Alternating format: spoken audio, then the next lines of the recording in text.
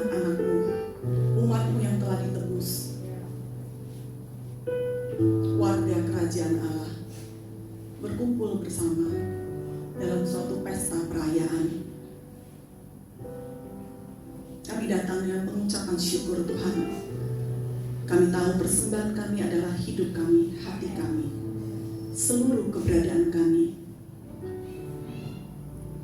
Engkau Tuhan yang bisa menikmati setiap hidup kami, karena kami adalah anak-anak yang selalu rindu untuk memberikan buah bagi Kristus. Demikian jugalah Tuhan, kami diberi anugerah untuk menikmati Tuhan, supaya segala kepuasan yang ada dalam kehidupan kami, sumbernya itu adalah dari Aba, ya Bapa, sumber dari segala sesuatunya.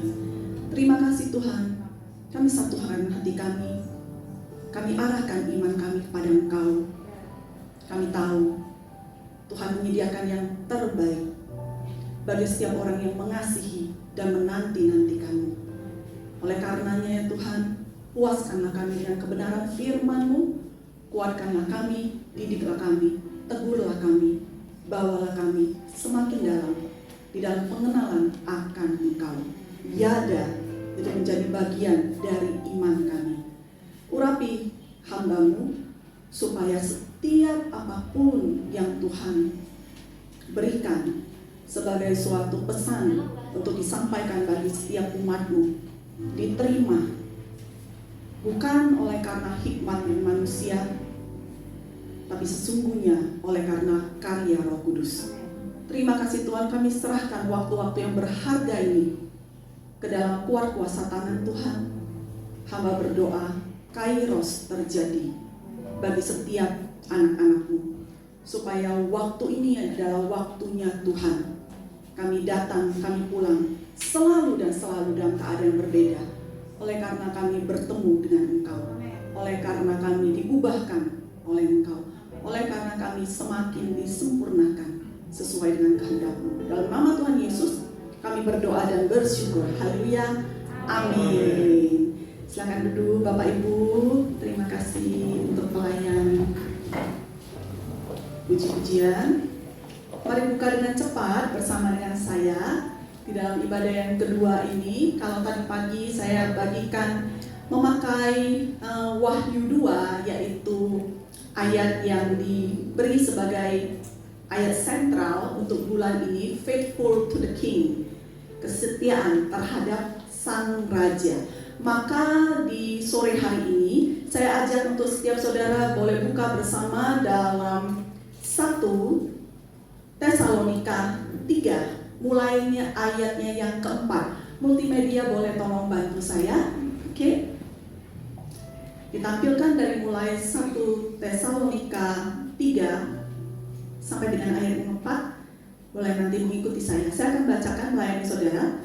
Sebab juga waktu kami bersama-sama dengan kamu, telah kami katakan kepada kamu, yaitu Rasul Paulus, kemudian ada Silwanus dan Timotius. Ini sebagai tim 3 orang, ya, makanya disebutnya kami. Bahwa kita, jadi sekarang Paulus mengatakan bukan hanya kami, tapi engkau dan kami, maka menjadi kita. Kita akan mengalami kesusahan, dan hal itu seperti kamu tahu telah terjadi. Ayat yang kelima, itulah sebabnya maka aku, karena tidak dapat tahan lagi, telah mengirim dia, yaitu Timotius, supaya aku tahu tentang imanmu. Jadi Timotius dikirim ya untuk memastikan bagaimana dengan iman dari jemaat Tesalonika. Karena aku khawatir kalau kamu telah dicobai oleh si penggoda, dan kalau usaha kami menjadi sia-sia. Ayatnya yang ke-6. Tetapi sekarang, setelah Timotius datang kembali dari kamu dan membawa kabar yang menggembirakan tentang imanmu dan kasihmu, dan bahwa kamu selalu menaruh kenang-kenangan yang baik akan kami, dan ingin untuk berjumpa dengan kami, seperti kami juga ingin untuk berjumpa dengan kamu, maka kami juga saudara-saudara dalam segala kesesakan dan kesukaran kami menjadi terhibur oleh kamu dan oleh imanmu. Ayatnya yang ke-8, sekarang kami hidup kembali. Jadi Paulus itu sempat rasanya itu drop down sedikit semangatnya, ya. Tapi dikatakan kami hidup kembali asal saja kamu teguh berdiri di dalam Tuhan. Lanjut, sebab ucapan syukur apakah yang dapat kami persembahkan kepada Allah atas segala sukacita yang kami peroleh karena kamu. Jadi sukacitanya itu bukan sekedar berkat tahu-tahu dapat apa, ya. Kemudian ada donatur yang, Paulus kamu kayaknya, ini pelayanan kok kayaknya sulit apa, kasih bisnis kelas apa, enggak. Sukacitanya Paulus itu adalah oleh karena kamu, yaitu jemaat Tesalonika yang imannya tetap kuat sekalipun menghadapi berbagai kesulitan. Karena kamu di hadapan Allah kita, kemudian siang malam kami berdoa sungguh-sungguh supaya kita bertemu muka dengan muka dan menambahkan apa yang masih kurang pada imanmu. Artinya ada pengajaran, ada penguatan. Oke, kiranya dia, ini doksologi, Allah dan Bapa kita dan Yesus Tuhan kita membukakan kami jalan kepadamu. Sampai di sini aja. Kemudian kita buka dalam 2 Timotius 3 ayat yang ke-10. Tetapi engkau telah mengikuti ajaranku. Engkau di sini siapa? Timotius. Oke, surat ini diberikan kepada Timotius. Tetapi engkau telah mengikuti ajaranku, cara hidupku, pendirianku, imanku, kesabaranku, kasihku, dan ketekunanku. Lanjut. Engkau telah ikut menderita penganiayaan dan sengsara seperti yang telah kuderita di Antiokhia dan Ikonium dan di Listra. Semua penganiayaan itu kuderita dan Tuhan telah melepaskan aku daripada segala macam penderitaan tersebut. Memang setiap orang ini harus ditanamkan dalam hati dan hidup kita sebagai orang percaya. Memang setiap orang yang mau hidup beribadah di dalam Kristus Yesus akan bagaimana? Menderita aniaya. Sedangkan orang jahat dan penipu akan bertambah jahat. Mereka menyesatkan dan disesatkan. Oke? Tetapi hendaklah engkau tetap berpegang pada kebenaran yang telah engkau terima. Jadi sudah menerima kebenaran. Nah, ini sudah satu perkara. Dipegang gak dipegang beda cerita. Maka Rasul Paulus katakan kepada Timotius, kamu harus berpegang kepada kebenaran yang telah engkau terima dan engkau yakini, dengan selalu mengingat orang yang telah mengajarkannya kepadamu. Ingatlah juga bahwa dari kecil engkau sudah mengenal kitab suci yang dapat memberi hikmat kepadamu dan menuntun engkau kepada keselamatan oleh iman kepada Kristus. Sampai di sini dulu, ya. Jadi ada dua surat sama-sama ditulis oleh Rasul Paulus. Yang satu itu untuk jemaat Tesalonika sebagai suatu surat yang untuk komunal, artinya tidak khusus ditujukan pada satu orang personal, ya. Saudara, Bapak, Ibu harus tahu bahwa ini dibacakan di hadapan jemaat. Semuanya duduk kayak gitu kemudian dibacakan. Ini yang sebenarnya agak kurang, ya, untuk zaman sekarang. Zaman sekarang itu memang Alkitab itu sudah dikanonisasi, sudah ada dalam bentuk tulisan, ya. Tapi kita ini disuruh merenungkan. Merenungkan itu tidak hanya dalam diam, harus ada dikatakan memperkatakan. Mengapa? Karena iman timbul dari pendengaran akan firman Kristus. Oleh karenanya Bapak Ibu saya himbau, kalau baca firman itu paling nggak ada suara sampai telinga dengar, nggak perlu sih pakai toa. Jadi Bapak Ibu harus paling nggak itu didengar telinga kita, kemudian iman bisa timbul. Oke? Nah, dua surat ini, satu untuk jemaat Tesalonika. Jemaat Tesalonika itu puji nama Tuhan, jemaat yang baik, bagus. Mengapa? Karena sebagai bapak rohani, Rasul Paulus ini khawatir. Waduh, karena pada masa-masa tersebut banyak ajaran sesat, banyak bidat. Bidat itu apa? Yang sesat-sesat itu, ya. Kayaknya sama, tapi dihuis sedikit, dipelintir sedikit, ya. Ya, kamu terima Tuhan Yesus, kamu terima keselamatan, tapi ada satu lagi, harus disunat. Itu kalau di Galatia. Saudara paham? Jadi sudah nih, tapi you orang Yahudi bukan, aku Gentiles. Jadi kalau kayak di sini itu Hei, kamu ini Yahudi bukan? Bukan, aku orang Batak. Batak bukan Yahudi. Jadi untuk bisa menjadi kamu harus diyahudikan. Lewat apa? Sunat. Tapi Rasul Paulus katakan tidak, itu sesat. Oke? Jadi banyak ajaran sesat, macem-macem, diputar-putar-putar, tambahin dikit, kurangi dikit, macem-macem. Makanya Rasul Paulus tadi katakan, aku khawatir kamu ini dicobai, hadapin godaan dari si jahat. Kamu harus tahu loh ya, orang jahat tambah jahat. Ini tidak perlu sampai harus bagaimana modernisasi. Ini adalah suatu hal, suatu masalah yang dari dulu sampai sekarang sama. Yang jahat akan tambah jahat. Mengapa? Mereka disesatkan, mereka menyesatkan. Mereka disesatkan, mereka menyesatkan. Mereka menyesatkan, mereka disesatkan. Putar aja kayak gitu. Jadi bagaimana mungkin yang sesat, yang jahat bisa jadi baik? Oke, jadi nggak usah heran.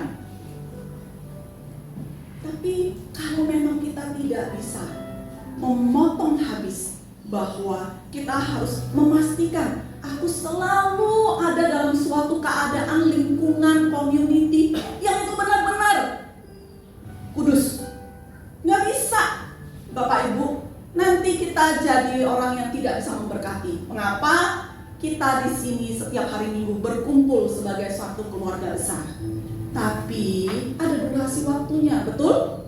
Sekalipun ada waktu doa semalaman, nggak suntuk ya, doa semalaman, toh pada akhirnya kita harus kembali ke kehidupan kita masing-masing. Itu yang disebut sebagai diutus.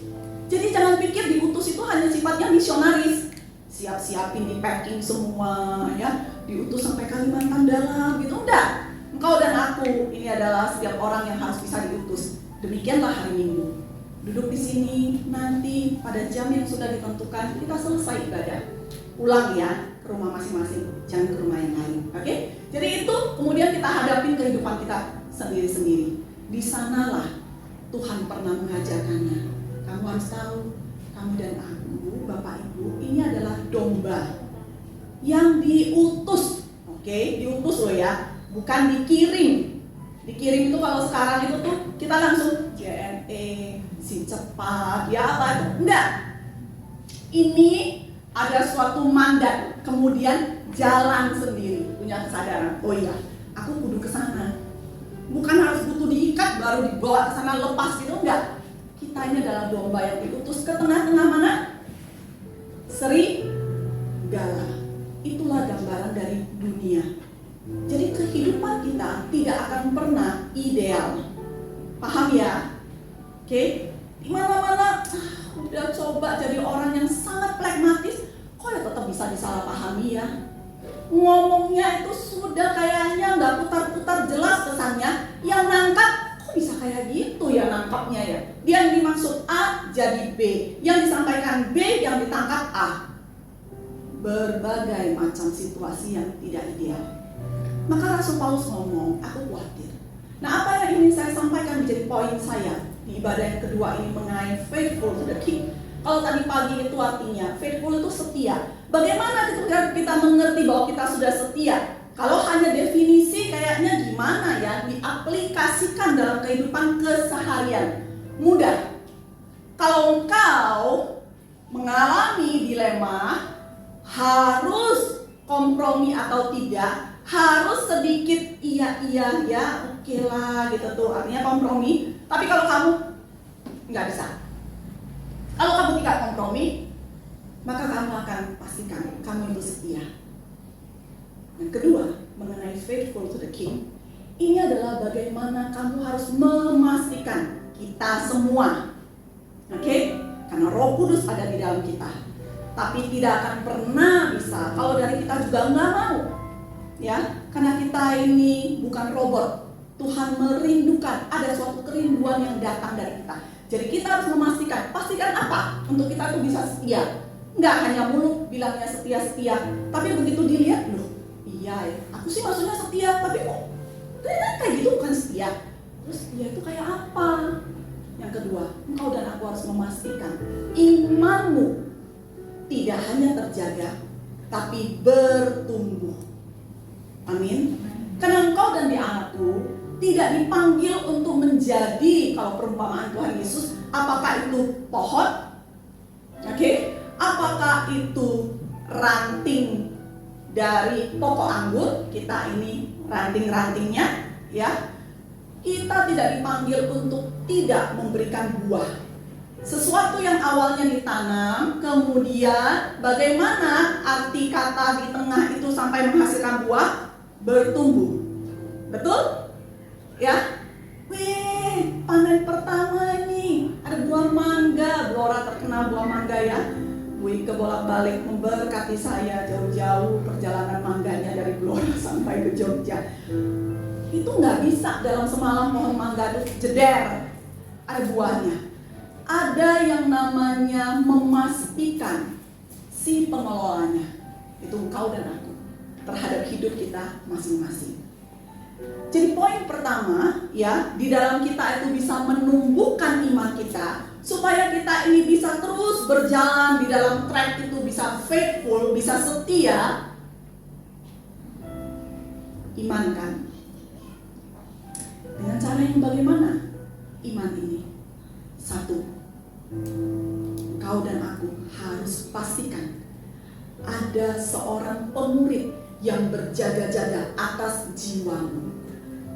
Tidak ada satu orang Kristen pun yang bisa aman kehidupannya dia dan imannya bisa terus bertumbuh kalau dia sendiri. No.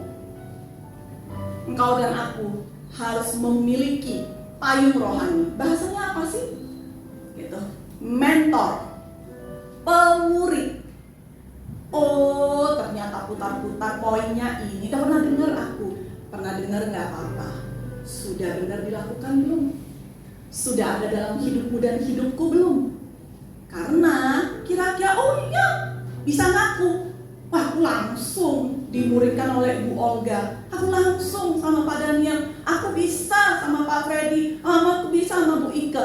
Tapi benarkah demikian?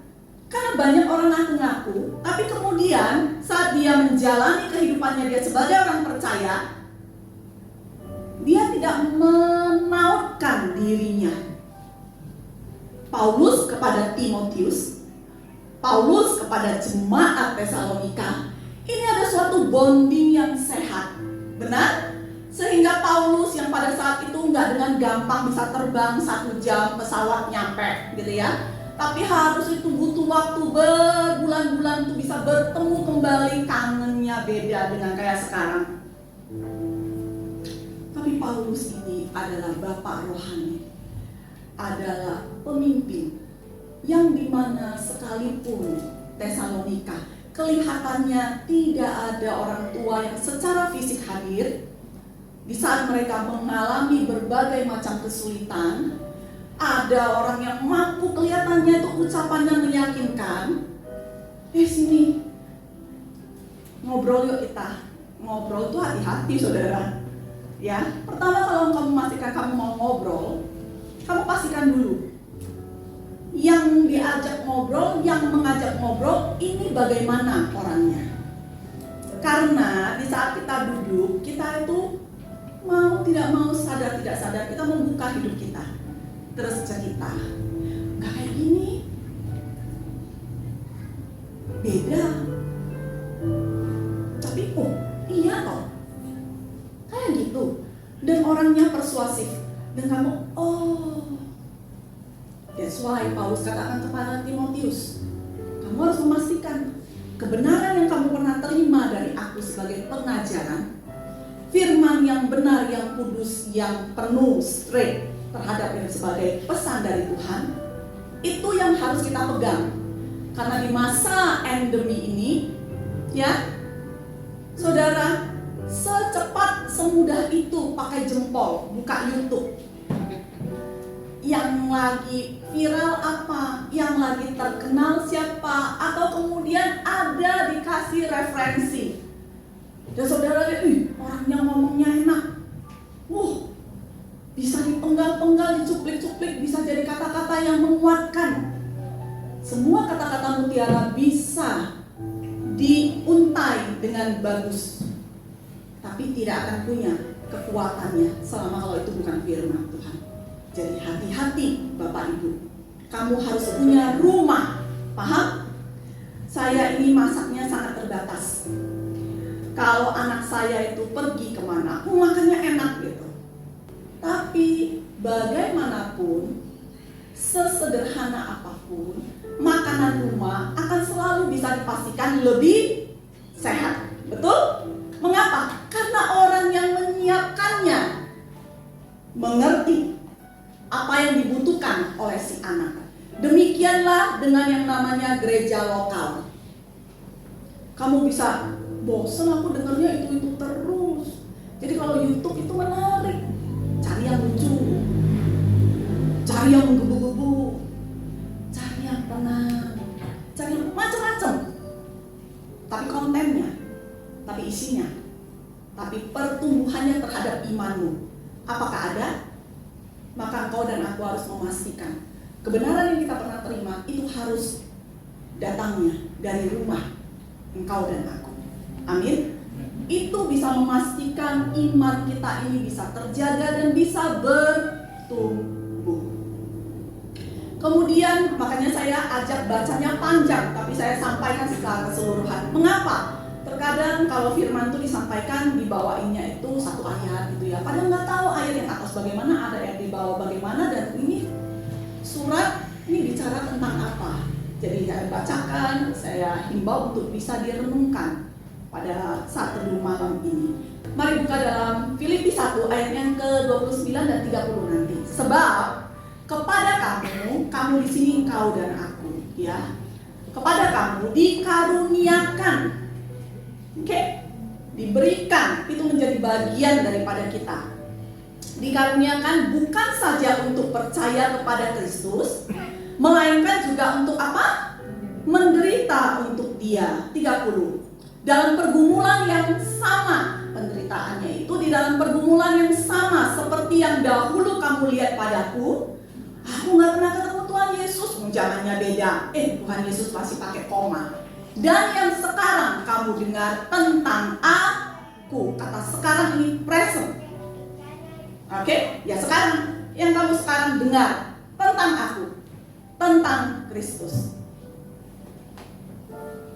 Orang tidak dikaruniai untuk bisa memiliki iman, percaya dan diselamatkan oleh Kristus, maka kelihatannya Tuhan kita itu Tuhan yang kurang keren. Mengapa? Katanya raja, katanya Tuhan, matinya kok malu-maluin sih disalib. Merujuk pada masa itu, kematian disalib itu kematian yang sangat merupakan aib. Kemudian tidak hanya demikian, tapi dipermalukan, direndahkan karena ditelanjangi. Tapi engkau dan aku, kita mengerti melalui firman Tuhan, dikatakan Bapa mempermuliakan Kristus. Jadi saudara jangan sampai bingung atau kebalik-balik. Oke? Kemuliaannya pakai tanda kutip yang pertama. Dari dunia, yang dilihat dunia, yang diangkat dunia, itu bukan kemuliaan di hadapan Bapa. Bapa nggak peduli kita ini mau punya berapa toko apa segala macam, ya. Mengapa? Itu bahkan bisa diusahakan. Mungkin bisa tanpa Tuhan. Karena berapa banyak kalau saudara lihat, cari namanya.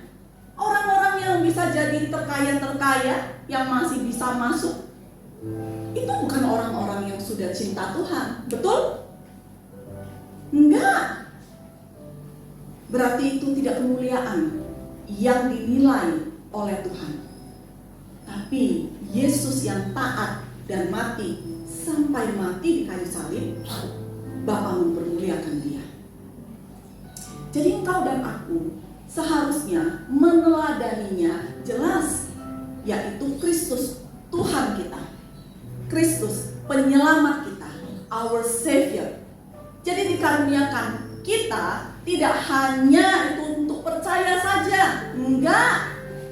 Percaya saja itu hanya step awal.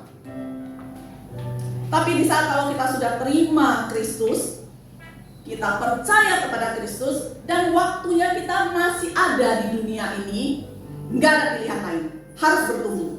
Betul? Di dalam pertumbuhan itulah kita akan mendapati kita itu meneladani Tuhan yang adalah setia, makanya kita juga bisa setia.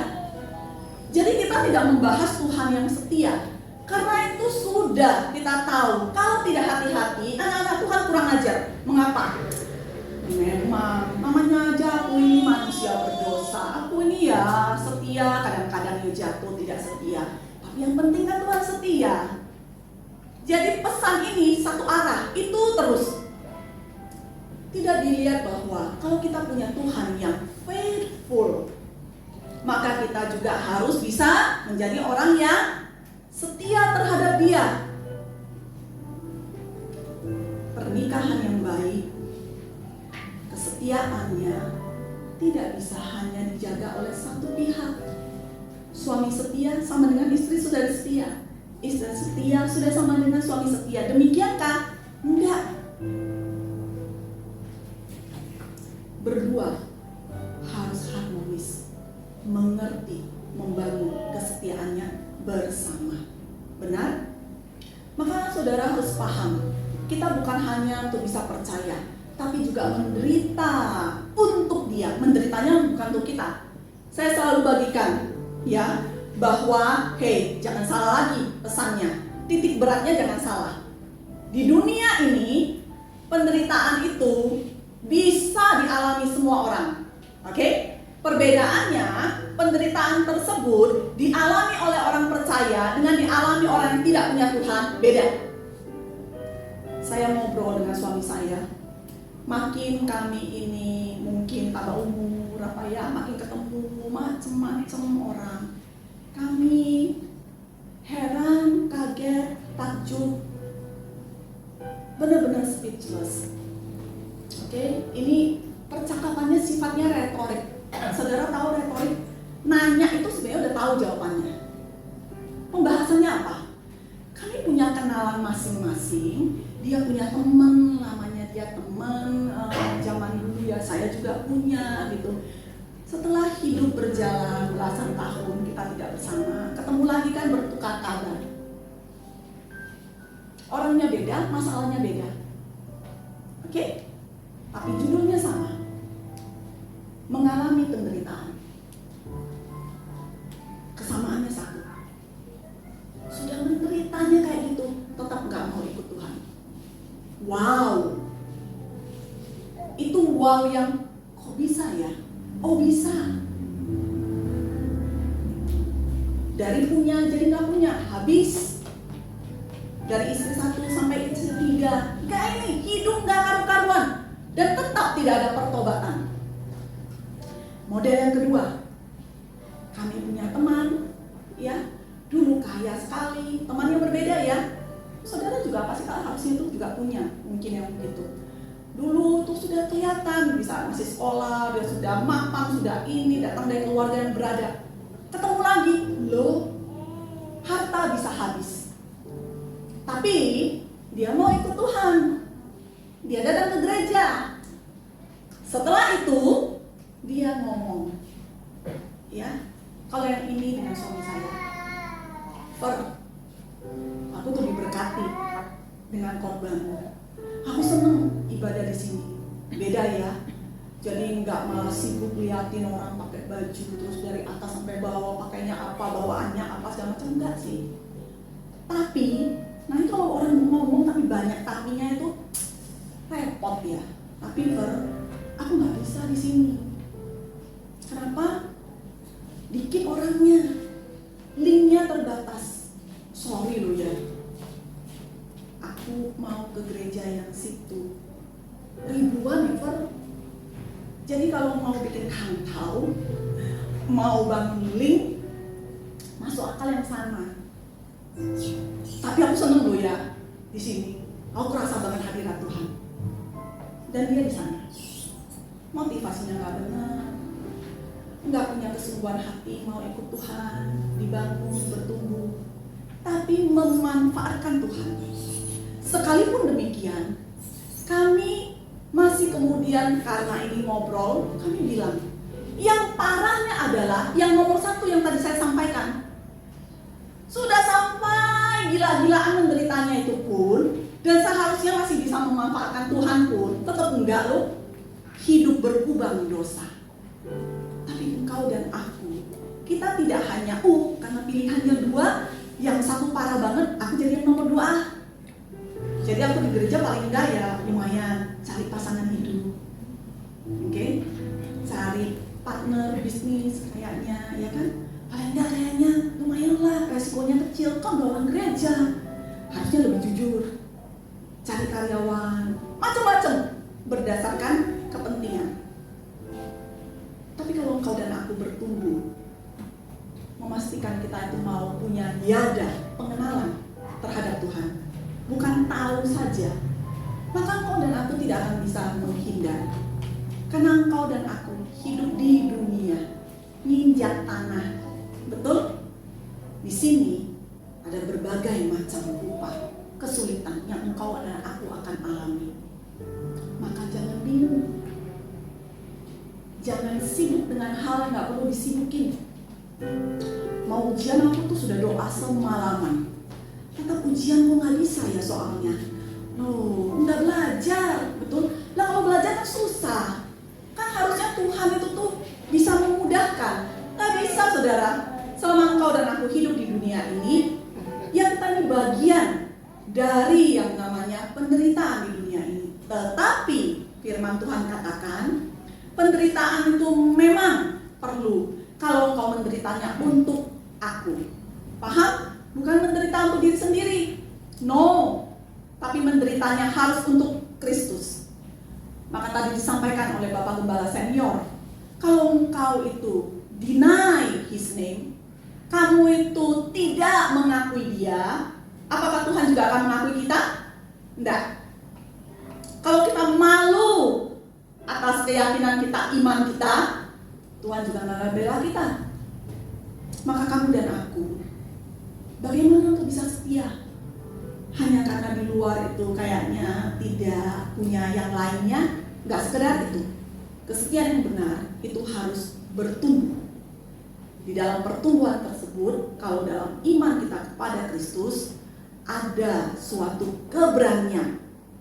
Oke? Mari buka bersama dengan saya 1 Samuel 30. Ini ayat yang terakhir. Tadi pagi saya mengambil waktu sedikit lebih panjang, ya. 1 Samuel 3. Sebentar ya. Saya lupa kalau saudara kalau di Alkitab ini ya tidak ada judulnya. Kalau di Alkitab yang sifatnya fisik buku itu masih ada judulnya. Atau yang saudara kalau baca di aplikasinya. Kalau tadi di 2 Timotius 3 yang tadi ya, saudara kalau baca judul perikopnya itu adalah ada penderitaannya. Oke?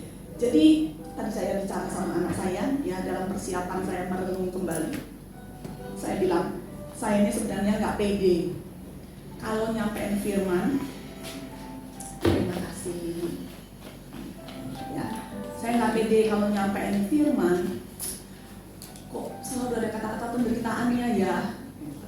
Kok bisa nggak pede sih? Karena itu kata yang tidak disukai oleh orang Kristen. Benar ya?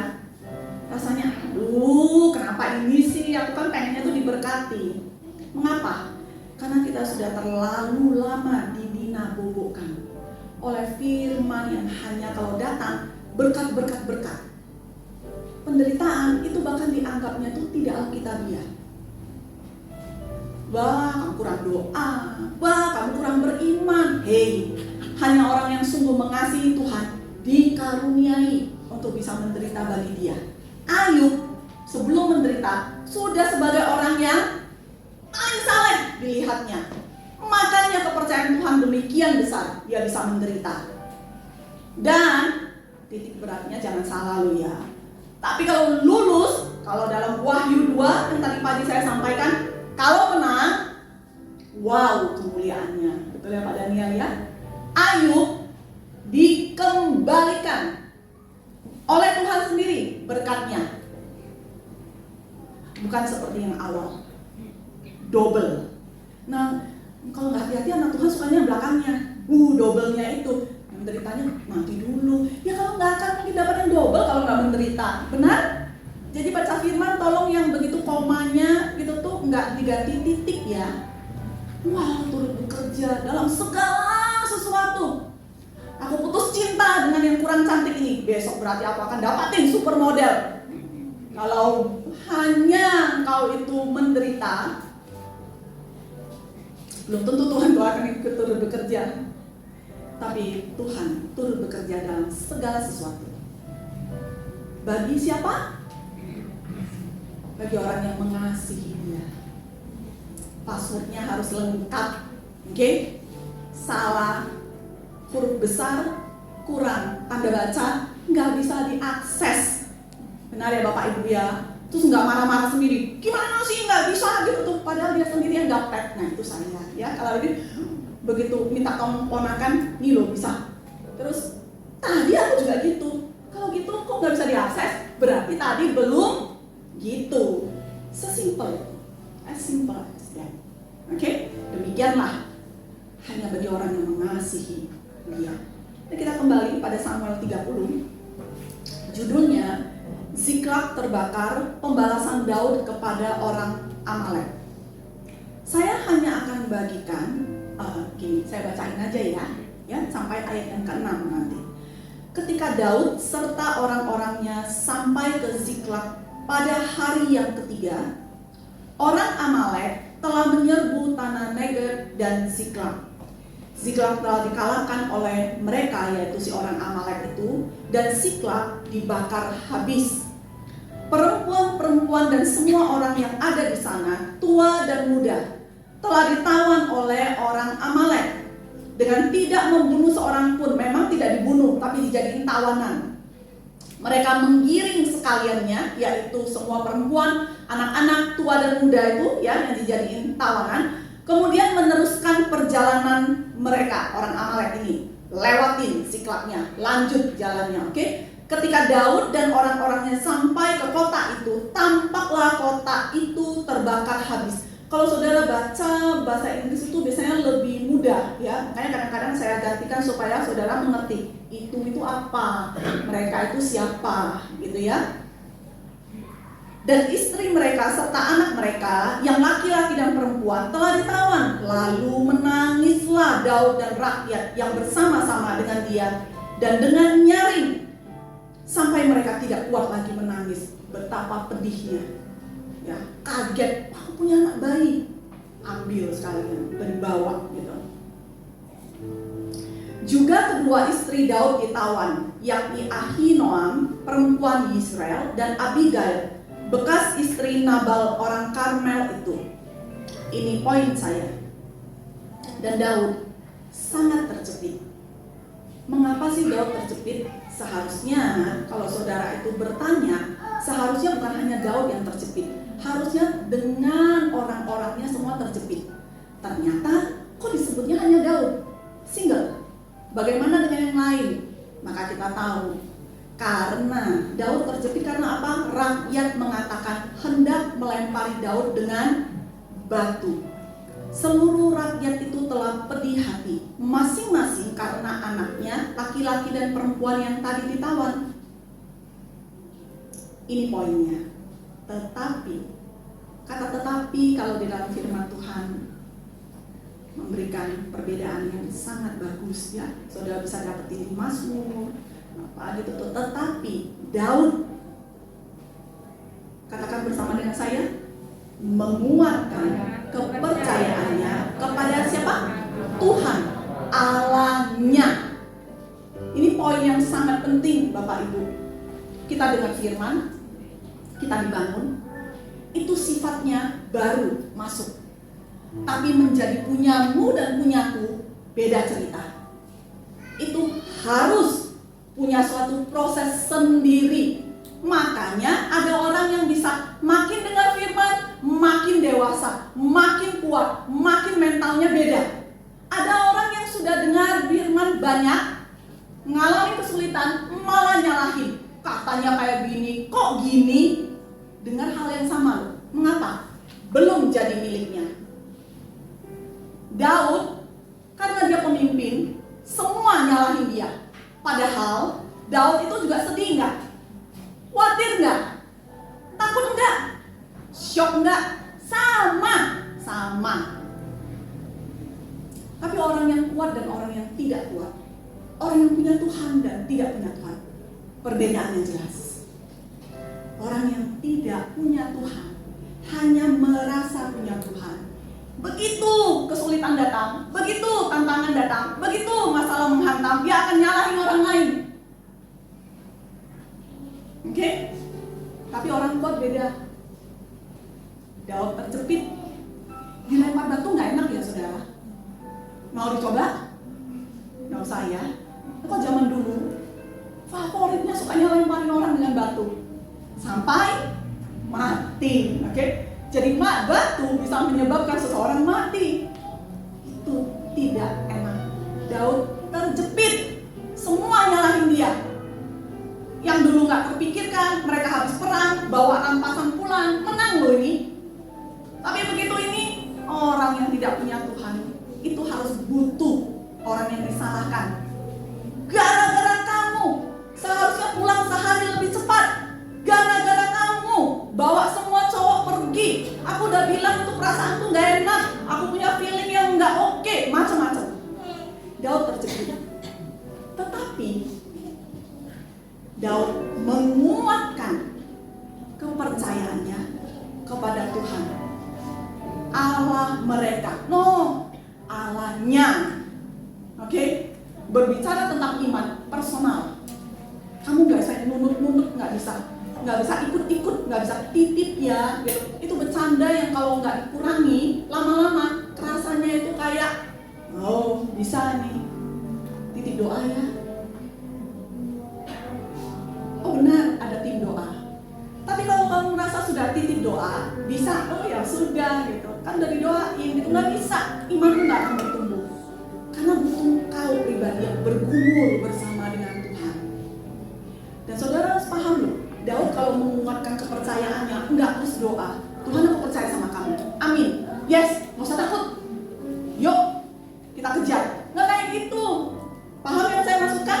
Engkau dan aku pasti paham. Waktu kita doa sekali, sampai rasanya plong, sampai rasanya semangat, begitu amin, loh kok tahu-tahu drop lagi ya, butuh doa lagi. Engkau dan aku harus menguatkan kepercayaan kita terhadap Tuhan. Allah siapa? Allah. Katakan bersama, Allah. Bukan Allahmu, bukan Allahnya ini, Allahku. Sekalipun kita Allahnya sama, tapi punyaku. Karena Mazmur berkata, bagian kita, warisan kita, akhirnya adalah Tuhan itu sendiri.